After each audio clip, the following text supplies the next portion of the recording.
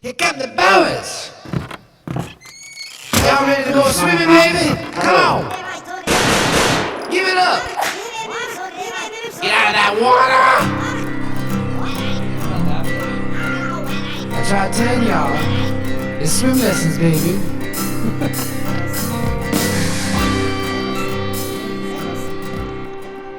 It's just start number 2. We had a great start there. God damn. David hopefully you're still going to use that. I mean, what's an interview without a technical issue? We were starting off good, and we were talking about, what is that, Sunday? Monday. Monday. Rob Zombie, Monday. How excited are you for that? Oh, yeah. Like I said, I used to just close myself off and I'd take 2 really big speakers, because back then the speakers were really big. Yeah. And then you put them really close on each side of my head and turn off the lights and just dun dun dun dun dun dun dun dun dun dun dun. Yeah, take it away. Has he ever been here before?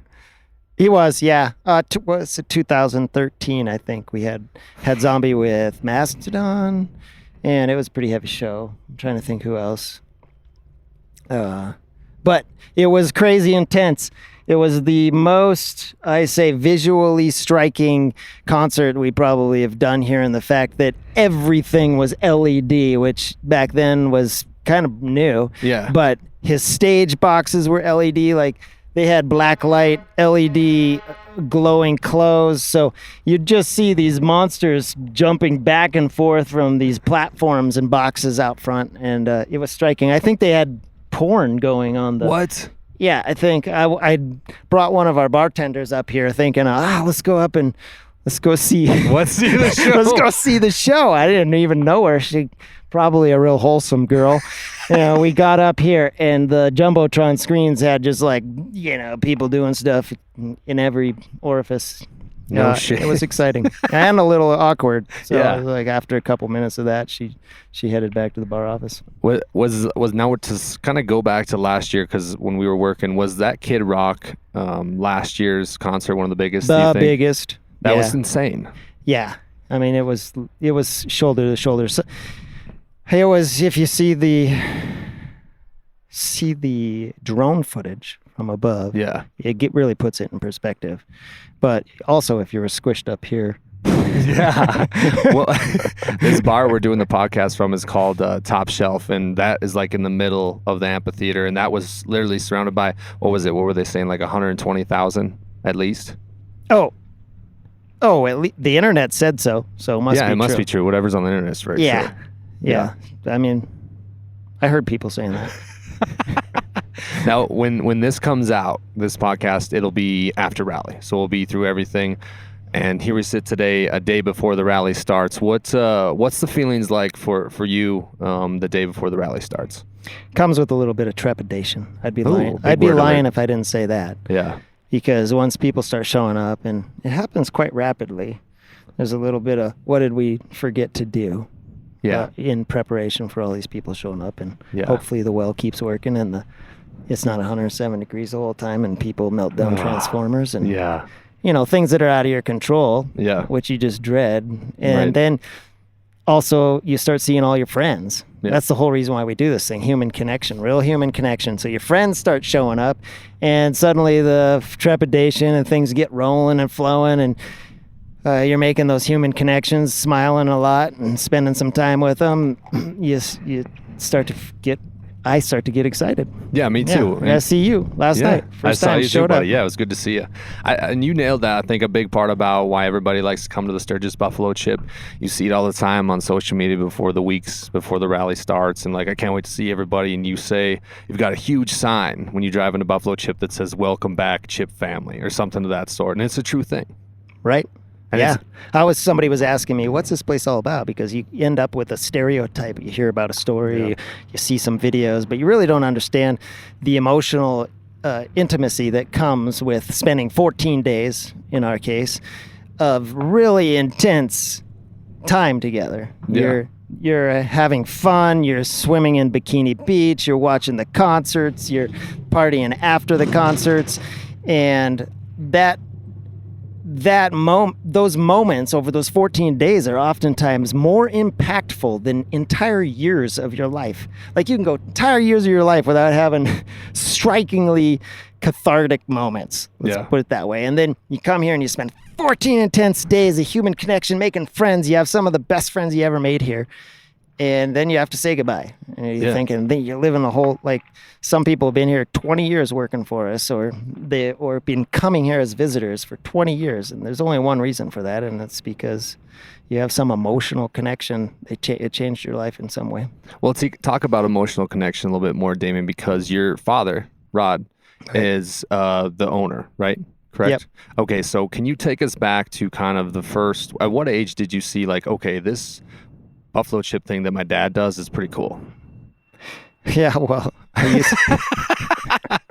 of a weird question. You're but young and you're watching these guys up here dancing in spandex, and you're thinking, because was a purist with some strong opinions, and I'm like, those guys are stuffing their spandex with socks and et cetera, et cetera. At one point, you get a band that you really like play there, and I think probably when I started doing the marketing here, I take care of the radio ads. So I write every single radio ad, and I take every single hit from all these artists, and I make the best of clip, 1 minute long, 60 seconds. So I get to start hearing all of their best stuff creatively. And I think putting that perspective as an adult, not as a kid with some stupid opinions, is the contribution that they make creatively to this emotional connection that you're, I think, alluding to. Mm-hmm. Is music is a creative expression, as any art, that people connect with, either the lyrics or the music, and then it intensifies and amplifies literally the more people and friends that you involve in that experience. And I started liking a lot of bands that I would have never liked. Like, I had some opinion about the bands, and then I listened to their music, and I started getting attached to their creative output, and an appreciation, gratitude. Yeah. So when you were doing that, did your dad let you come right away to all the concerts? Like, okay, you got to be at least 18. Or what was the case like? There's some wild shit that goes on here. I love it here, but there's some wild stuff. Yeah, what's that? At the chagrin of my mother, that never happened. Okay, perfect. That'll work. I was out here at 10 cutting grass in the amphitheater, you know? Yeah. So I had my way with this place. What do you see when you come first in the gates? Because you arrive how many weeks early? Probably quite a bit.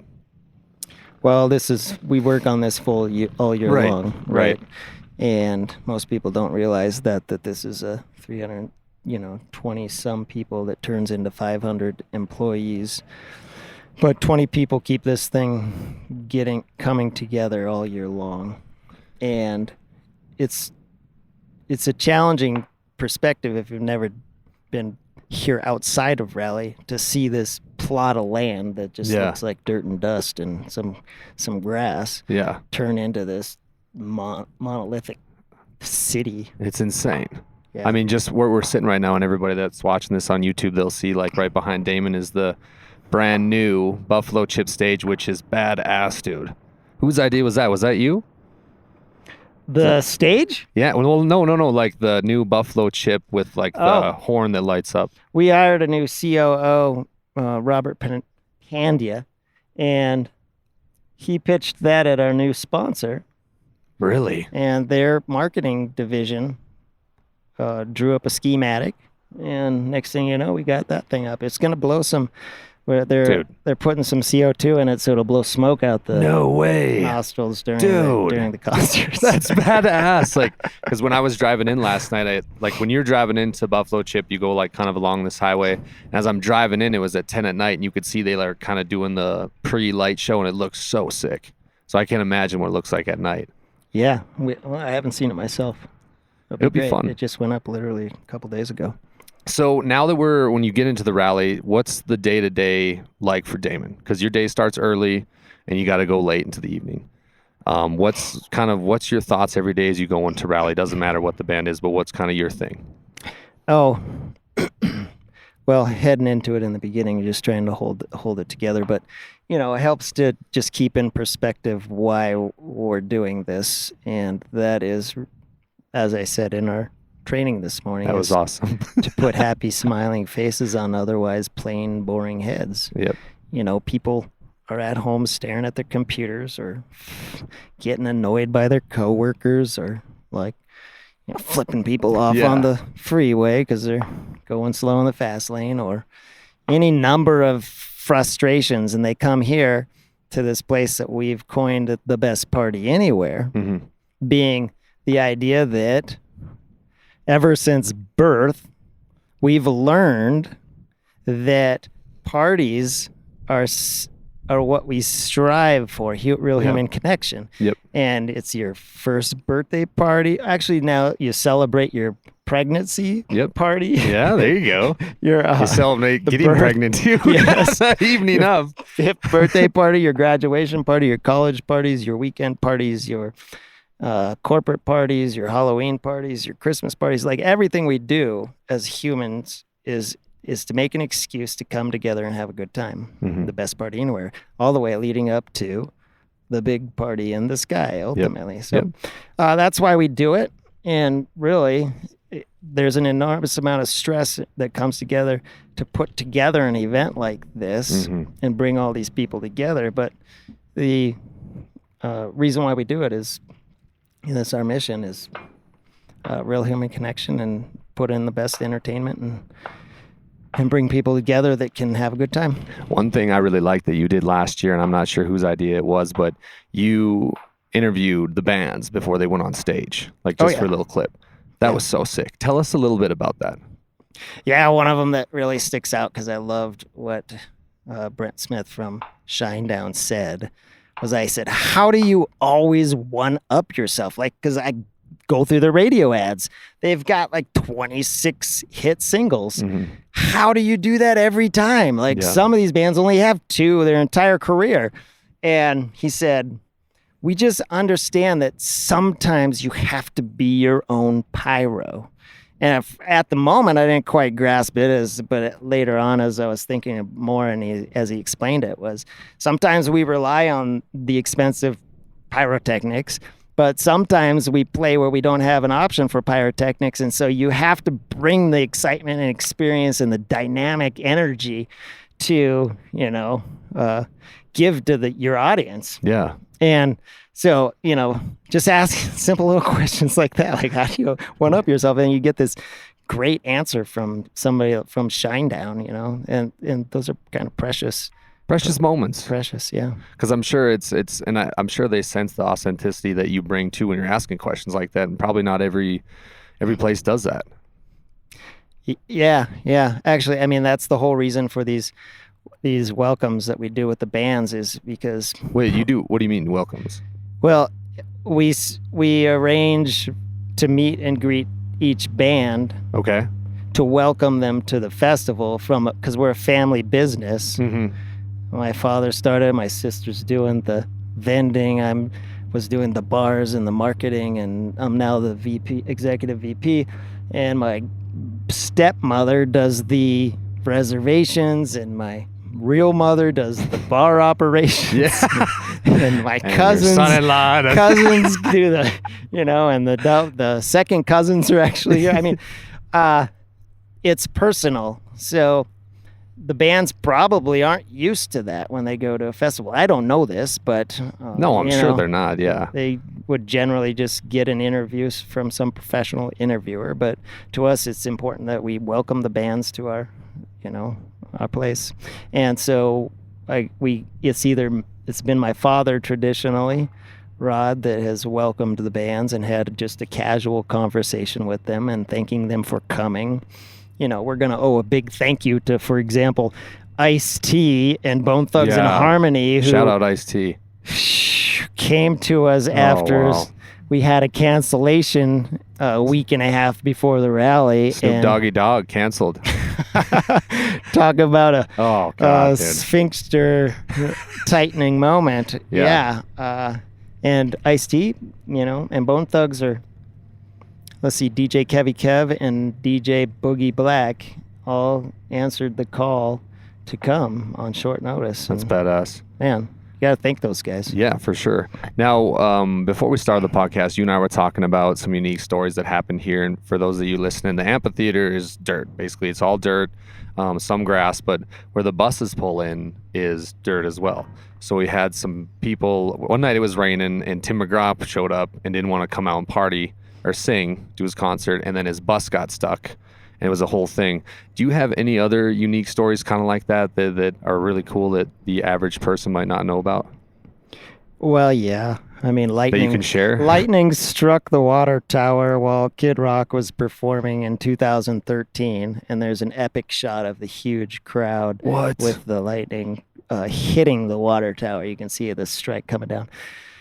And then there's the year where we had an epic storm come in, and Toby Keith played in the storm and the wind. There was also a night where the storms are quite impressive out here in the Midwest. Oh, yeah, I'm sure. Tornadoes, hailstorms, high winds.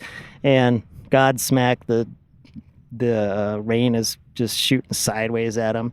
And you just think, man, all in the name of entertainment and love for their audience. Yeah. Those guys get up there and they know that their fans paid money to see them. They came here with their friends to see them, and they put on the show if they can. And those are the ones you gotta support. Yeah.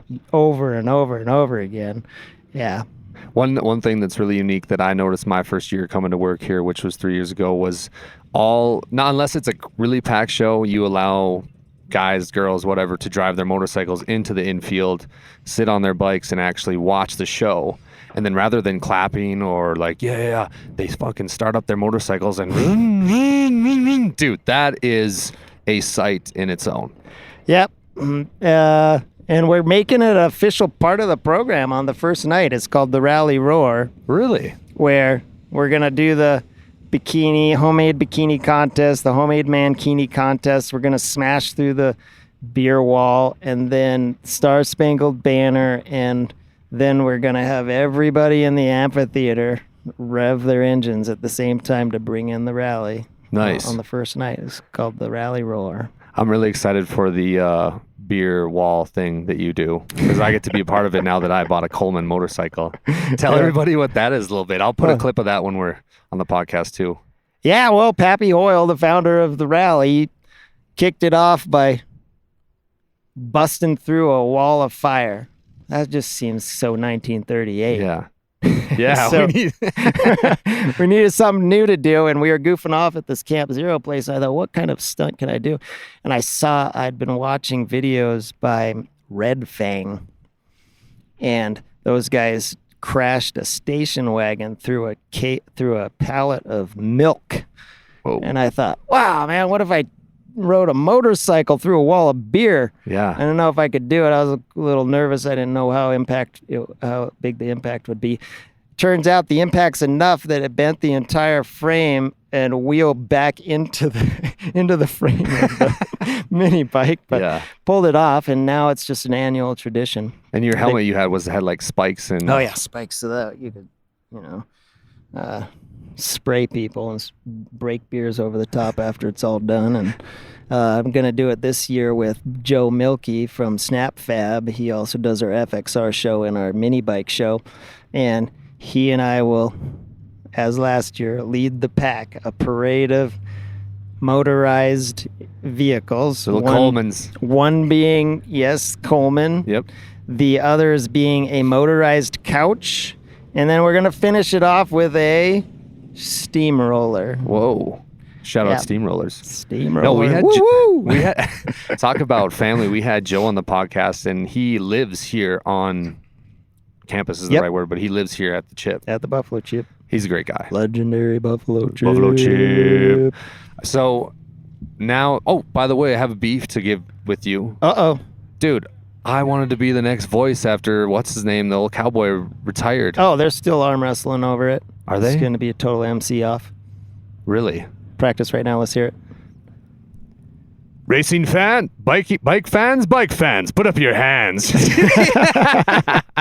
No, dude, I'd just be genuine. Like, I say, yeah, you say, let's go. Yeah, let's go. You know, just shit like that. It'd be fun. Yeah. It's hard to do right now with the VP sitting here in front of you. Well, yeah, especially when you don't have all those motorcycles and people and I think you should driving give your me energy. a shot, though. Mm-hmm. You should give me a shot. Should. We'll talk about that after the podcast. That's right. I didn't mean to put you on the spot. But to go back to kind of just the excitement and everything of Buffalo Chip, what does the future look like for here at the Chip? Oh, you mean after we have the retractable roof installed next year? Whoa. That would be dope. That would be most dope. We're going to have to do that when it rains acid all the time because of our... Oh, yeah. Yeah. Our acid rain. And all that jazz, but... Yeah. Well, you can see we made some improvements already. We've got this giant guitar somebody made for us in... Somebody made that? Gillette. It's 26 feet tall. And that's the big guitar bar up there. And there's going to be a nightly burnout. This is Robert's idea. It's a nightly burnout at 8 o'clock, a sunset burnout. They'll blow the tire and shoot flames out next to the guitar. And then we've obviously got the stage improvements. And, we're just going to keep making fun. Every year you're going to just keep improving. Fun. I can't get over how big of a dipshit I just sounded like trying when you put me on there. Oh, man. That's so I feel perfect. like I screwed up, dude. No, man. They say people who try are more respected just for confidently doing it. Yeah. Yeah, you immediately gained my respect right there. Okay, thanks, Daymon. I can sleep tonight. One thing I really wanted to ask, that a lot of people that are working here for you really like working for you, really like kind of the team we have assembled. Is this something, Daymon, that, when your dad starts to think about maybe perhaps retiring, you would like to take over? Or is that something that hasn't been talked about? Well, my introduction, which I don't believe I did, was I've practiced it at least once. Okay, let's hear I'm Daymon Woodruff. Yeah. I am the executive vice president of the best party anywhere and the largest music festival in motorcycling, and heir apparent. What that means is that I'm an event organizer. It's just a fancy way of saying it. Means you're the GOAT. Heir apparent is a word I learned from Dee Snider, of all people, from Twisted Sister. Really? When I was 19, running around. No, maybe I was 30, but 19 inside. I ran around here with my chest, my little patch of chest hair and my camouflage pants and cut off shorts or whatever. And I'm backstage and I get introduced to Dee Snider and he says, "Oh, you're the heir apparent, huh? I think things will change around here a little bit." Oh, no shit. Dude, that's awesome. Versus my father was the lawyer and accountant and he liked to have fun. Yeah. Well, but he wasn't running around here in cut off camouflage shorts and acting like a spoiled brat, which I still do, right? No. Yeah. I don't think so. Okay. Maybe others do. That's good. Dude, that's a badass story. Do stories like that, when you think about them, do they ever just come up in your head and you can't help but think, just help to smile when stuff like that happens? Especially, at such a personal level, where a guy from a great rock band says that to you. Yeah, it didn't mean anything to me back then. Right. But then you look back and you're like, yeah, that was pretty neat. Me and Dee, we got to ride motorcycles with him through Spearfish Canyon, and I was just a really good guy. Well, one thing that I think Buffalo Chip does a great job of too is bringing in celebrities. So last year when I was working here, Sarah Palin came through. Christine Nome, South Dakota's governor, is that her name? Right. She'll be here again this year at the Legends. She does a lot for this place. She's doing a lot for South Dakota. So I saw Rusty Wallace, and you guys it's called the Rusty Wallace Legends Ride, right? Yep. Rusty Wallace will be here, and that ride takes off in Spearfish and ends here at the Buffalo Chip. Yeah. And the Legends Ride takes off from Deadwood with Christine Nome and then lands here. And these are all charity rides. So the Buffalo Chip has raised over $1.7 million for charities through our rides. Another one is the Biker Bells Ride. And that is a women empowerment It's inclusive, men and women, Okay. both, but it's to support the women who are in the motorcycling industry. Okay. Yeah. One question that I want to ask you since the day I met you, and I'm so glad I just thought about it, but underneath these headphones that Daymon and I are wearing, he's got these wild, crazy, insane. I don't know if they're insane, but I like they're them. a standard brand. What are those? Those are Buffalo Bone. They are. Yeah, whatever. What are they? Yeah. And there's how long? Because you've been wearing them for at least 3 years. Because I've known you for 3 years. They've been on every day. They've come out a couple times in the last 10 years, and boy, do they stink. Yeah. Nobody's ever done that. All your dead skin's like stuck to them. Oh. If you want to get real gross about it, but you gotta take those things out. What once in a is while there a and clean story? Is there a story behind them? You just saw them like, hey, those would look dope on me. Yeah, I just liked them. You've been wearing them for at least 10 years. Yeah, at least. Really? Yeah. Time flies. How old am I? Maybe ever since the Big Bang. Oh wow. Okay. One thing I want to talk about too is because you're kind of Sturgis is known as like a rock concert thing, but ever since last year, now this year, you're bringing in John Party, you're bringing in Travis Tritt, two huge country names. Are you sensing like kind of a change, if you will? Not a change, but like a little bit of we're trying to please everybody?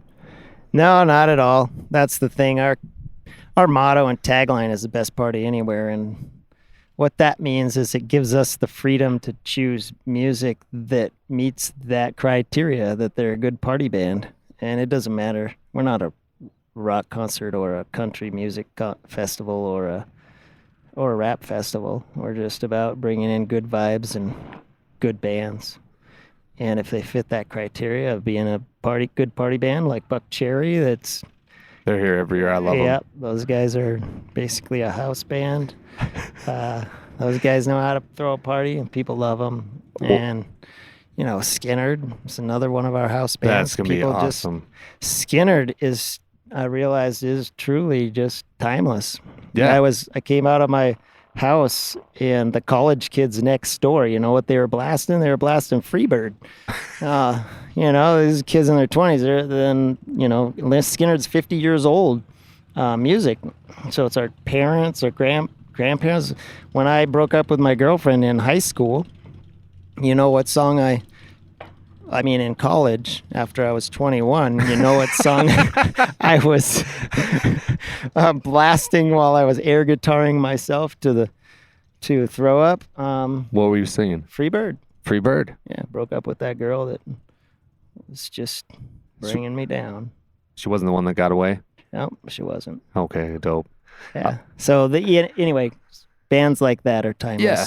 You bring in the classic rockers, you bring in the country music rockers, you bring in the rock and hard rock. Yeah. We got the whole thing. I mean, Papa Roach, Falling in Reverse, Bad Wolves, Hollywood Undead, Bush. Bush is going to be dope. Mind strong, Yeah. body strong, try to find equilibrium. Dude, I love Bush. There's somebody through from the 70s, every decade they're here. 70s through to current on the charts. Aaron Lewis has been here quite a few times. Aaron Lewis from Stained. What's he like live? Oh, he's good. He's good? Yeah. I tell you the truth, I don't get to see the concerts a lot, but Right. You always walk around. You definitely keep me on my toes because I'm like, when is he going to pop around this corner and come to the bar I'm working at? And hey, what are you up to? That's what you always say. Well, tell us about your experience here. Your first time, did you break stereotypes on what you thought you were going to find out? Well, I came on a weird year. I was in a weird spot because I just lost my job in Arizona. I was going full-time podcasting, stand-up comedian, having a great time in Scottsdale. And then COVID hit and everything shut down. And a guy that you know by the name of Tanner Lee calls me. He goes, "What are you doing?"